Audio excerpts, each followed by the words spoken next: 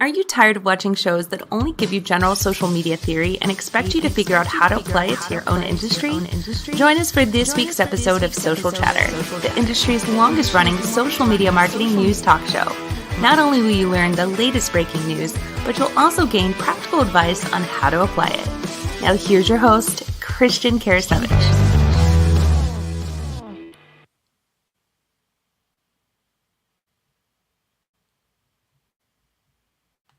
Welcome everyone to episode 267 of my weekly social media marketing news talk show, Social Chatter. And I'm excited to have you all join us this week. We are going to be talking about the following topics this week. For example, LinkedIn has rolled out a number of guides to help you as a business build your brand on LinkedIn. So we're going to talk about that. Now, not to be outdone, Facebook also has some tips they want to share with users on how to improve their ad copy. And lastly, we're going to be discussing some WhatsApp news. A lot of you may not use WhatsApp. WhatsApp is a great communication tool. It's very similar to Facebook Messenger, but it's primarily used with the international market. I've been using it for quite a while, though, not just to communicate with family, but also, to communicate with businesses and other people that may be overseas. And it's a great tool for doing that. But we've got some shopping features we're going to talk about with that. But this week, it's going to be myself and my guest is Dana Bentz. Dana works at StreamYard. And so I'm going to quickly bring her on, have her give you just a quick introduction about herself. Then we're going to dive into the topics. And we've got some great questions, by the way, for her in regards to live streaming, pre-recorded content, and whatnot. So Dana, fantastic having you join us for Social Chatter. Yeah, thanks so much, Christian, for having me on. So do you want to tell viewers a little bit about yourself? I mean, you work at StreamYard. Like, what is StreamYard and what do you do there?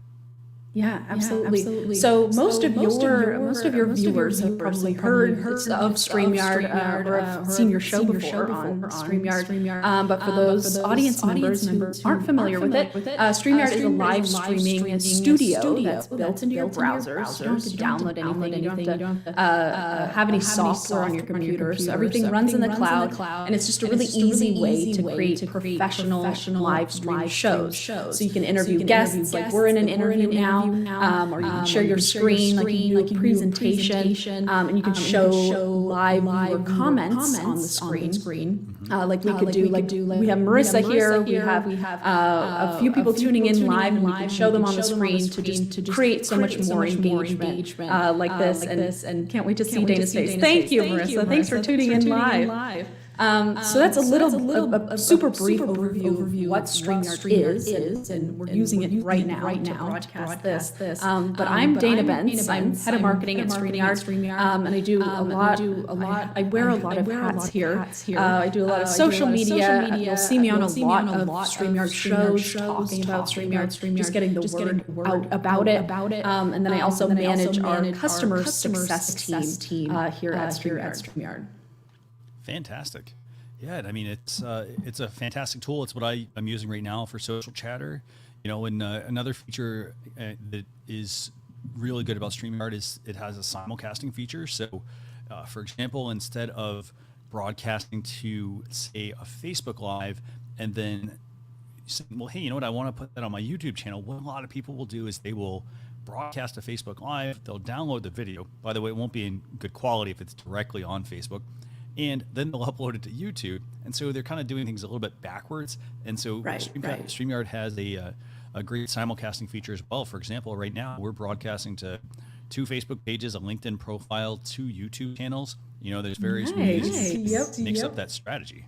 Yeah, and then you're just able to get out to that many more like audience members. Like not everyone likes watching Facebook lives. Not everyone's on YouTube, but maybe they're on LinkedIn, maybe they're on Twitter. So it's so important to have this tool that just lets you get out on all the social media platforms. And StreamYard just makes it easy to do. Like Ross Brand and I were just talking on my live stream show about how the biggest difference between multi-streaming and streaming to one destination on StreamYard is literally just clicking the destinations that you want to stream to. That's as easy as it is. Oh, definitely, yeah. And so Marissa, thank you, by the way, for highlighting. There's a little bit of an echo. It could be in my environment, not in my usual space, but we'll see what we can do about that.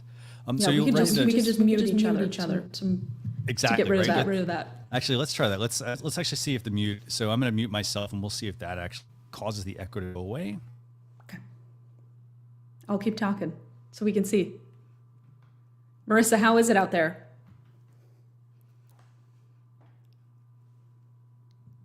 I don't hear myself.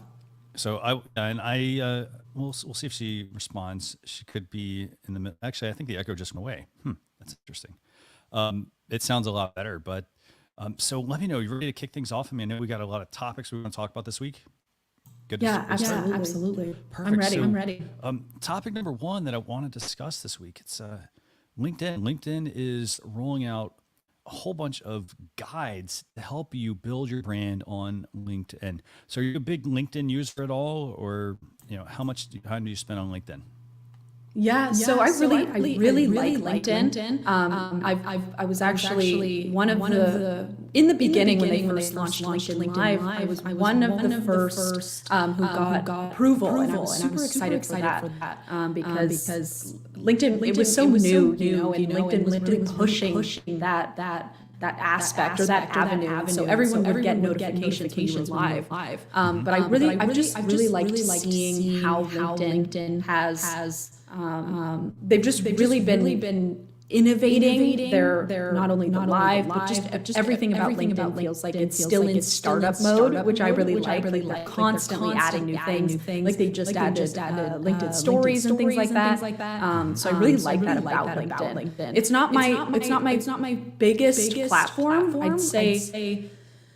I'd say my biggest is probably Twitter. I wish my biggest was YouTube because I think YouTube is such a great search engine for like being found. But I really like LinkedIn and I'm pretty active.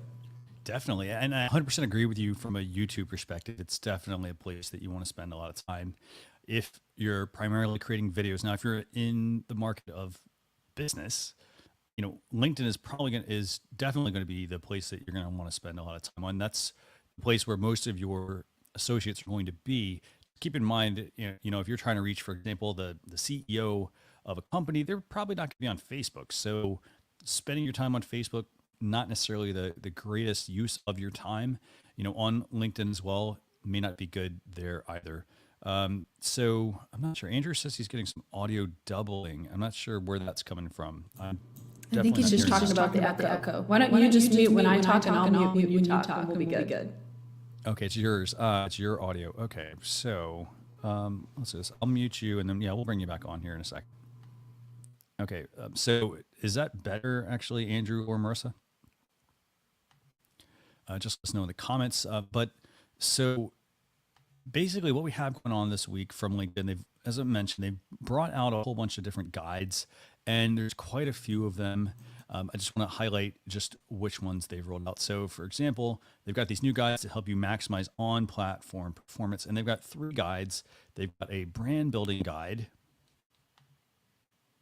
So it's Dana's audio, by the way. But they've got a brand building guide. The brand building guide is going to help you learn how to build your brand better on LinkedIn. And I'm going to drop a link to this because they're pretty hefty PDFs that they've created. But we've got a brand building guide. We've got one for driving leads, and we've got one for helping you advertise better on the LinkedIn platform. I think the one thing to keep in mind here, if I'm a business, I want to spend the time and don't just start with the advertising guide, because again, this is a holistic approach. So you want to make sure that you want to start with your profile, for example, on LinkedIn. Let's start with getting your profile or getting your business's profile set up correctly on the platform. And then once you've done that, then you can move into driving leads and then obviously the advertising. Because if you start doing all this at once, what a lot of people want to do is they want to know more about the brand. And so if you don't really have that part, ready and going and working how it needs to, the ads, for example, are not going to be as effective. So Dana, what do you think, by the way, about just overall the fact that LinkedIn's rolling these guides out? Is this a good move for LinkedIn, good move for businesses? What's your thoughts? I haven't read the specific PDF that you've linked. Will you go on mute real quick? Yeah, sure. While I talk, since my audio's doubling. I haven't read this one yet, but what I really like is that LinkedIn, like this is like LinkedIn's way of their customer success. So they're like telling their users, like their brands and the companies that use LinkedIn, like here's how you can get better. Like here's how you can build your brand on LinkedIn. Here's how you can be successful on LinkedIn. So I really like that aspect that LinkedIn's like pushing to improve how they're trying to improve how their users are using LinkedIn to make the users successful. So I really like that aspect. And I'm sure it's good content because lots of the content that LinkedIn puts out is really helpful. Like they did a LinkedIn Live series that was really great.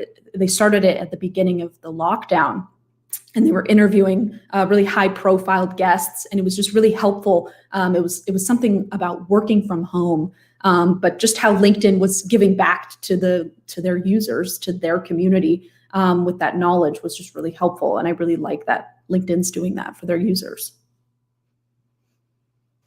Yeah,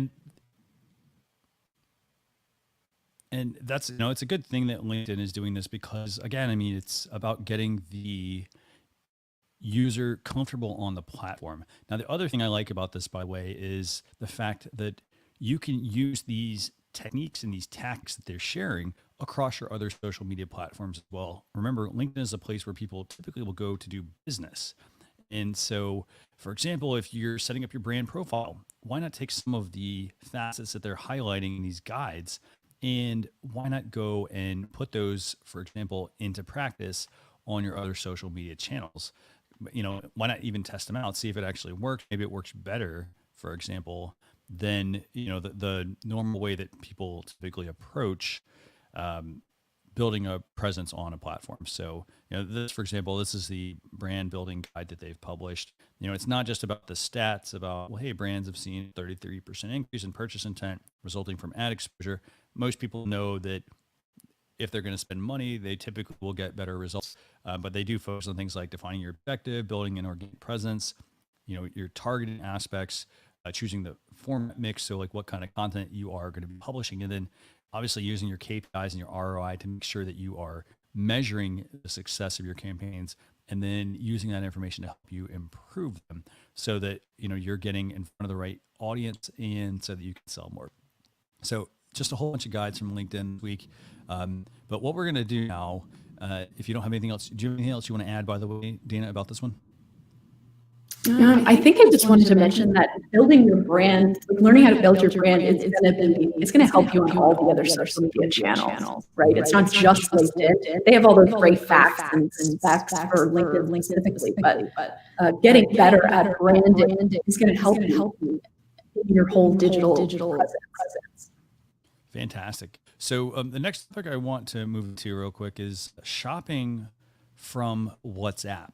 Now, are you a big WhatsApp user?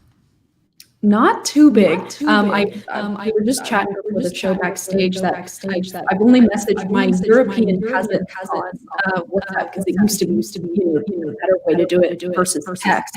Now I just Facebook message for it. But I think this is an interesting move that they're making. It kind of reminds me of what Amazon Live is, like selling during the live stream. Sale. It's like e-commerce. Yeah.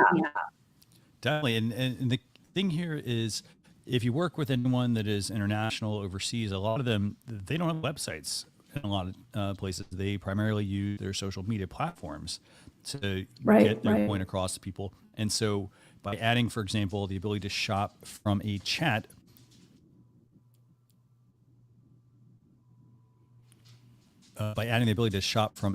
this will give people the ability to make purchases right from chat. They're not going to have to go to a website, for example. And, we talked about this actually on a previous episode. Actually, I think it was 265, I think. WhatsApp was rolling this out, but now it's available and people can easily make a purchase from a chat with you. Now, I realize this doesn't get them back to your website, but that's where like having your email, for example, that goes to the customer might be useful. At the same time, though, you also want to put all your products on WhatsApp either, because there's nothing wrong with putting them all in here, but you want to make sure the experience is something that works for your customers. If you put too many choices out there, I think they're going to have a hard time figuring out, well, what do I buy for example. So this is where, you could show them a product, and then if they have questions, like, hey, here's my catalog. If you have questions, then you could drive them back to something on your website. Maybe you've got an article that talks about, how to pick, in this case, like the cake. Maybe there's an article about red velvet cake versus mixed berry cheesecake, for example, how to, maybe who might buy red velvet cake versus who might buy that cheesecake. So what do you think? I mean, useful feature? I mean, if I'm a business, what do you think? What should I do first here? Well, I love it for international, selling to international customers. I love this aspect, but I also think it's a really great WhatsApp start, because all of these platforms and different applications, their goal is to keep the application as long as possible. YouTube's goal is watching on YouTube. Prioritize the content that makes you then watch of the content on YouTube. So I think this is a really good WhatsApp's part to keep the user on WhatsApp for as long as possible. So brands, businesses, they're going to want to add their catalog or their products, or whatever it's going to be. Maybe it's just a demo. But I think it's a really good part. Definitely, yeah. And I mean, I like this feature. So if you want to get this feature, by the way, it's really good that they're rolling this out. Just go into your device's app store, update the WhatsApp app, and then make sure you go and add product catalog. And so then when you add the product catalog, people will be able to tap on that little shop icon, and it's literally like a building icon in the chat. They can tap on that and it should bring up your product catalog. And remember, if you're stuck at home, for example, right now, as most people are, there's nothing wrong with taking your own photographs. You have a fantastic smartphone. If you're using, for example, one of the newer iPhones, those are fantastic. You can go about taking your product photos, make sure they all have a certain look and a certain feel. For example, the screenshot here, there's a side view of a red velvet cake, but then all the other cakes look like they're top-down views. I'd say try to standardize that. Make sure that the cake looks pretty much the same in each of the photos. Maybe get one of those little softbox you can buy where you can basically give your photo a nice white background with some really good lighting. You could always just buy one that's big enough, put the cake in there, get your camera out, take your photo, and then put it on your shop on WhatsApp. And then this way people can make that purchase right from the chat. That is so cool. Now, do you know every business has access, or do you have to have a certain level of some kind of certification? You should get access to it. So what you're going to want to make sure you do is you're going to want to make sure you have the WhatsApp business app. That's the first thing. So if you're just using the standard WhatsApp chat, you'll want to be, since you're a business, you'll want to have the business app. So if you get that, then you'll be able to set up all of that for your business, and then you'll be able to add your products. Remember, it's going to primarily also be done on mobile.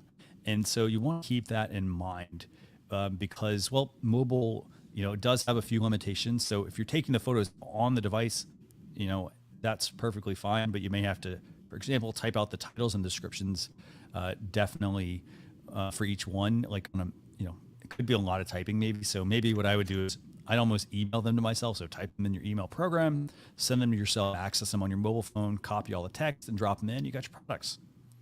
Smart. I love it. I think it's awesome, especially for all the companies who have so many international users or international customers. I think WhatsApp's a lot bigger outside of the US than it is in the US. Definitely is. So though if you're watching at home, whether you're watching on youtube.com/socialchefs or facebook.com/socialchefs, please let us know if you have any issues with the audio. For example, we'd love to hear more about that because, just want to make sure it looks and it sounds good for you. So we're going to switch over to topic number 3 for the week, and that's the fact that Facebook's rolling out ad copy guidelines.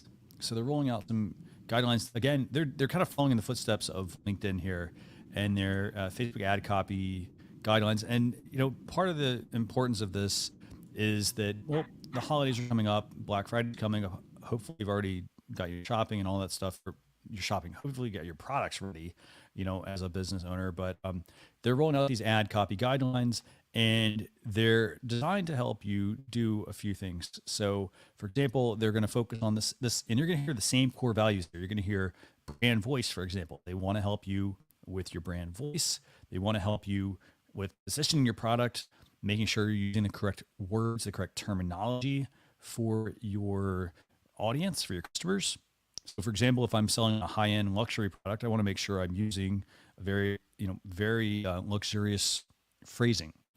For example, not just saying, well, hey, this is a fur-lined jacket, for example, or pillow. I might say, this is an alpaca fur-lined jacket.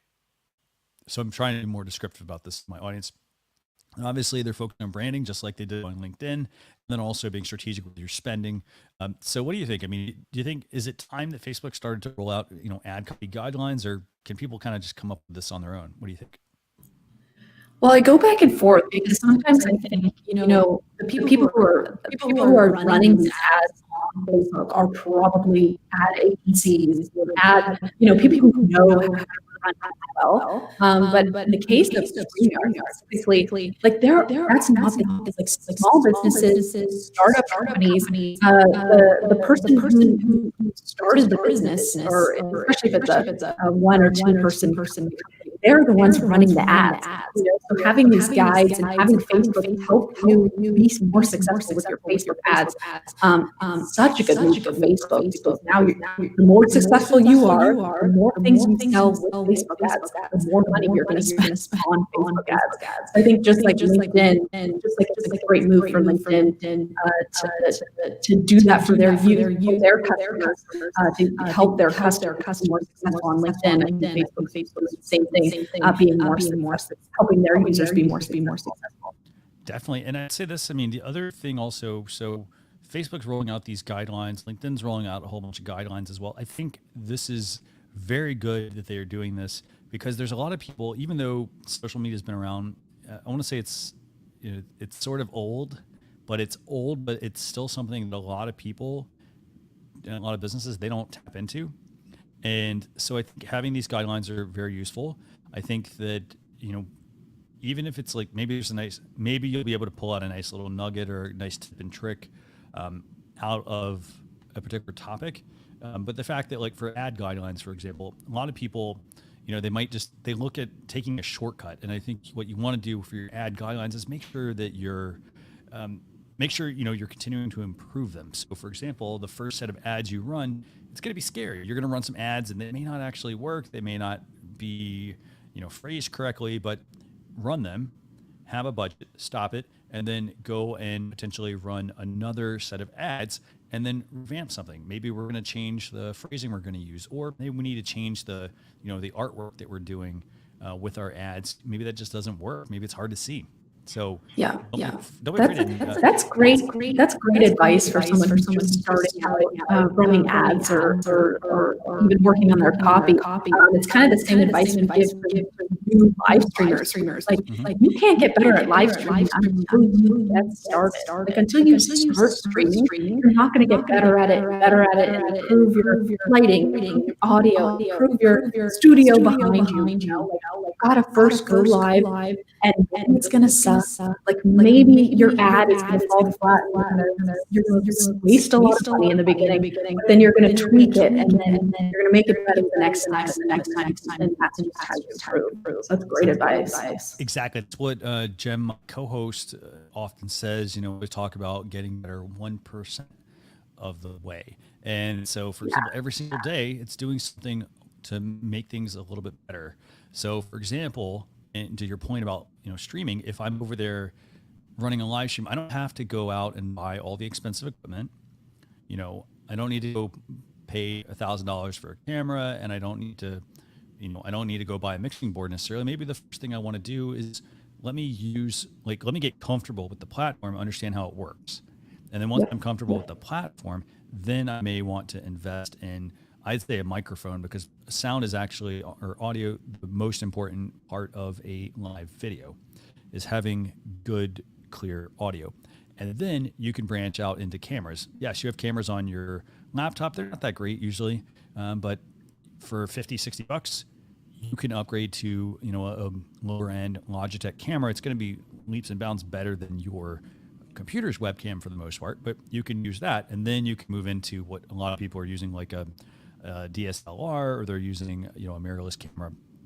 So don't be afraid to, test it out, see how it works, get comfortable and familiar with it, and then move into the next phase as you're starting to grow.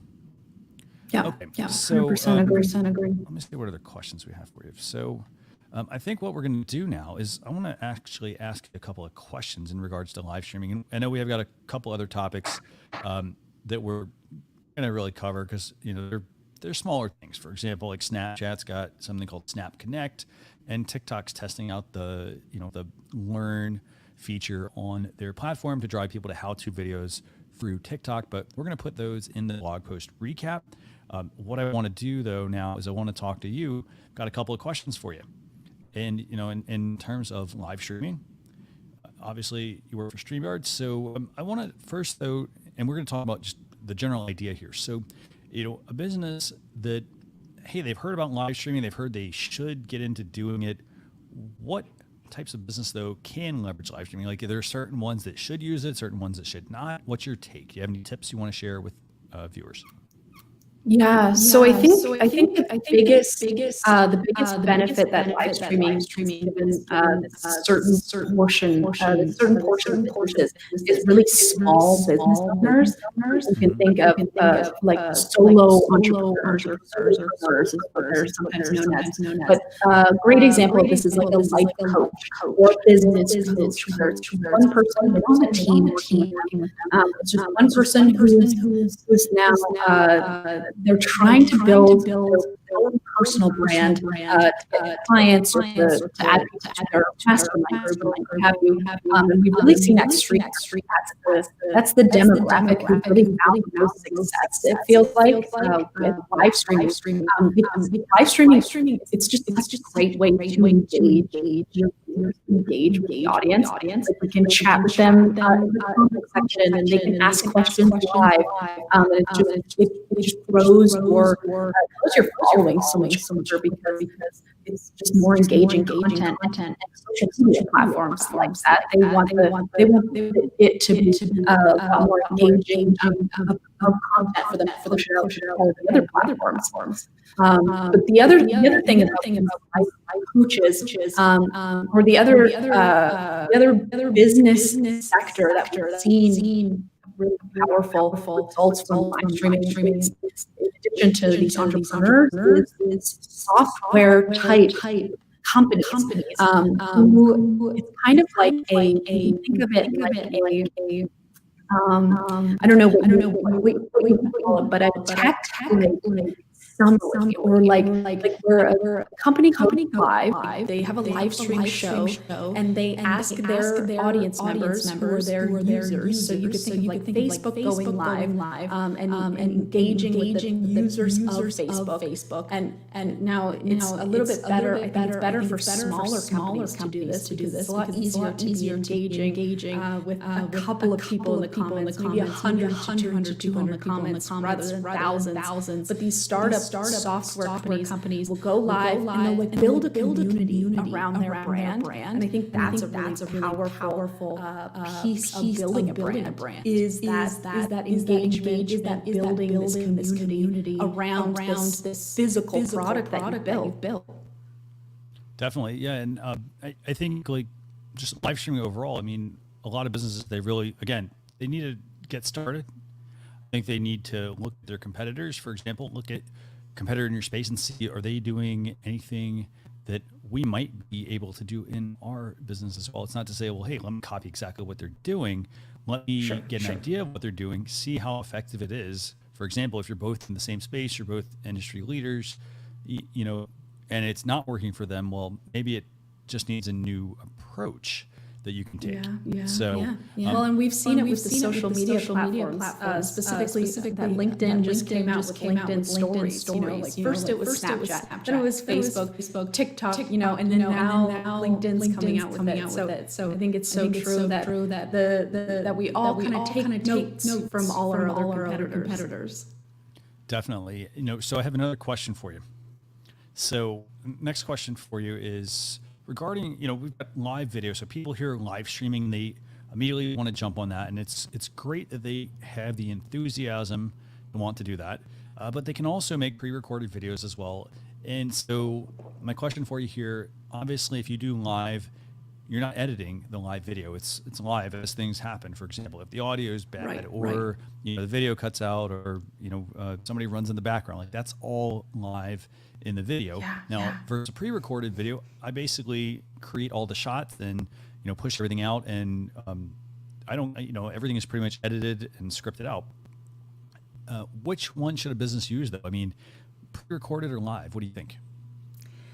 It's a really good question. And of course, I'm a little bit biased because I work for a live streaming company. But I do really think that live streaming is like you have to involve live streaming in some way, shape, or form into your content marketing strategy because there's so many benefits of it. Like with a video upload or with a video replay, there's no engagement. Like maybe you'll go back and check the comments on it, but there's no live engagement, like talking to these live, like interacting with your guests, interacting with your viewers. So live streaming is really the only form of content. Like you don't get that with podcasts even. Live streaming is the form that you can really engage in real time with your audience members. But there are cons of live streaming. There's echo. Then well, it's live. What can we do? It's live. It's happening here and now. And you can't go back and edit it at all. But that's also a really nice thing because it cuts out all that time involved in creating content. As you know, Christian, it takes so much time to put a good piece of content together. But live streaming kind of cuts a lot of that out because it's just maybe a little bit of time prepping and then just the hour interview, and that's it. There's no editing. There's no video post-production. It's just piece of content ready to go. Exactly. I love that. So that's the live aspect. And obviously, I mean, it does make sense in a number of situations. What about pre-recorded content? Do you think, should it maybe be a 50-50 split? Should it be a 60-40 split? What's your take? Oh, that's good. There are times where you can go live too often. So I don't think you should do that. My sweet spot has really been once a week for two shows. So I'm going live twice a week. I think once a week shows successful. So going live once a week, and then all the other content are now pre-recorded. The reason I really like pre-recorded content is that it's really searchable. You can create a piece of a video upload or a pre-recorded video that's really like SEO friendly, and it feels like live streams don't have that aspect as much as pre-recorded videos can.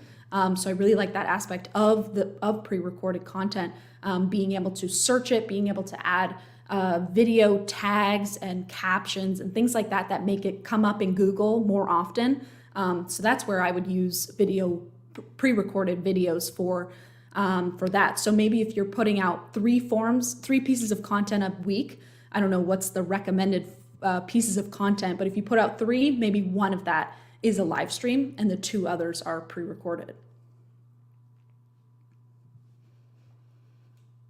Fantastic. So I'm going to make sure we get all of those notes captured.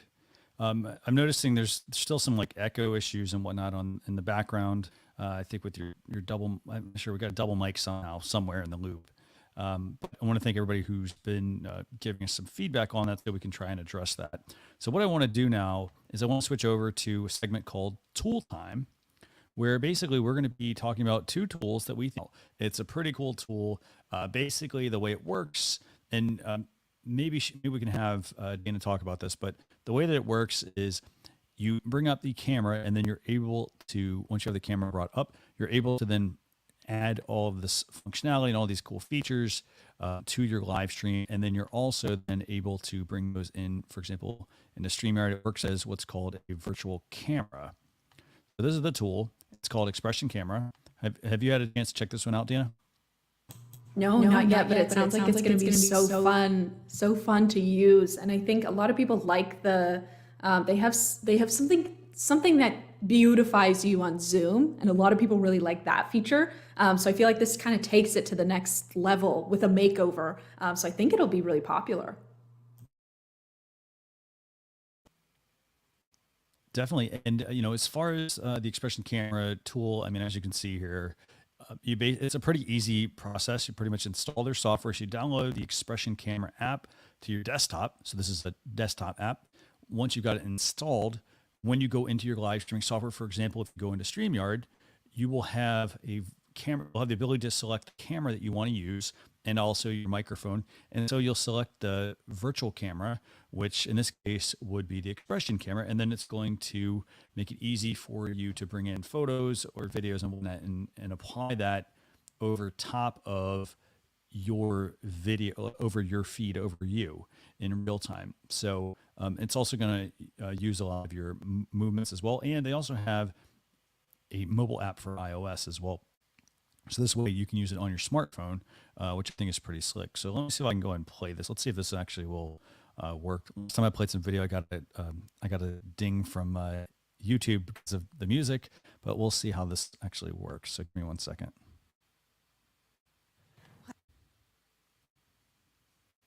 Okay, so I'm gonna go ahead and mute. I'm gonna mute the volume on that one just so we aren't hearing it, but we're actually seeing it. But this is the Xpression Camera. As I mentioned, you install it.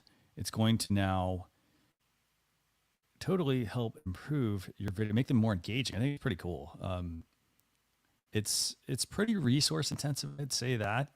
If you're going to use it for like meetings or live streaming and whatnot. Yeah, that's what I was thinking. It might be hard on your computer. Yeah, no, it could be because, again, when you start to use virtual cameras, they can introduce some, let's see, what's the word I'm looking for? They can require a number of system resources. But overall, I mean, this is a pretty neat little app, I think, actually, to be able to make some pretty unique videos and to help make them a little more engaging. So it's not always just the talking head of you on screen. Yeah, I love that. I love the part of the video ad where that guy was in his. It looks like he had just woken up, and then they had him in a suit and all ready for work. I think we all need that when we're working from home. It's gonna go viral.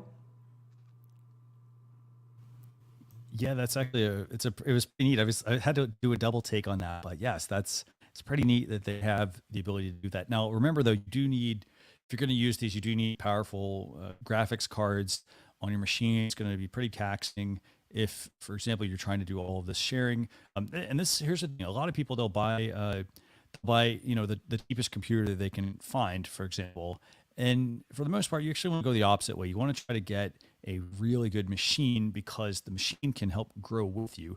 If it can only support so much, and you're trying to really get into doing more live streaming, you want to make the investment in a good computer that has a really good graphics card for the most part. I mean, I'd even recommend getting a gaming laptop because that can actually help you significantly because they typically have a very good dedicated video card. They've got a lot of RAM, fast hard drive, and all of that sort of stuff. And all those things play together to help make streaming much better. So that's tool number 1 for the week. And tool number 2 that we have is called Clipscribe. And Clipscribe is basically a tool for making videos that have subtitling, and they're great for social media. And so I'm going to go and bring this one up real quick, but this is Clipscribe. Clipscribe is a very useful tool for applying, as I mentioned, applying closed captioning. And you want to make sure you're doing that, by the way, with your content because, well, subtitling, a lot of people, it's not just for the deaf and hard of hearing, for example. Subtitling, sometimes people will watch a video and they will watch it with the sound off. So you want to make sure you're able to meet your audience wherever they are at. So I would say definitely check out the Clipscribe app. And this is it's $8 a month for their starter plan. For 1 year, you get 30 transcription minutes per month. And you get unlimited video exports and downloads and 30 gigs of video storage. So when you make the video, it goes up on their servers. In addition to that, though, you also can upgrade their Pro plan, which is $12 a month. Same exact features, but you get more storage, 180 gigs of video storage, and you get 180 transcription minutes per month. So Dana, what's your take on Clipscribe? Well, I like their pricing. It seems really affordable. But I also think you're absolutely right that that captioning is a must now. I think everyone should be even captioning their live streams. And I know some of the social media platforms are starting to add auto captions, but I think a lot of people underestimate how many people watch things on mute. So even just like you said, it's not just for the hard of hearing, it's not just for the deaf community. It's important to have captions to make all of your content accessible to those people. But so many people watch content on mute. They're at a restaurant or they're with their family or something. They're just scrolling, and your video is going to be played, but the sound's never going to be on. So to have this tool, I mean, it's awesome, and I love the price. I mean, you can't beat that. $12 for the pro plan, not bad. And, in addition to that, I mean, so the fact that it's $12, $8 to $12 a month, I mean, here's the thing, experiment with it. So, for example, if you're not used to using this app, maybe you want to give it a try. They've got some demos on their site, but give it a try. See what you actually like or don't like about it. For example, see how it actually can help you. And here's the thing, I wouldn't always recommend just use one program for video editing, for example, or just for creating videos, because it helps you create some variety as well for your business to help you stand out.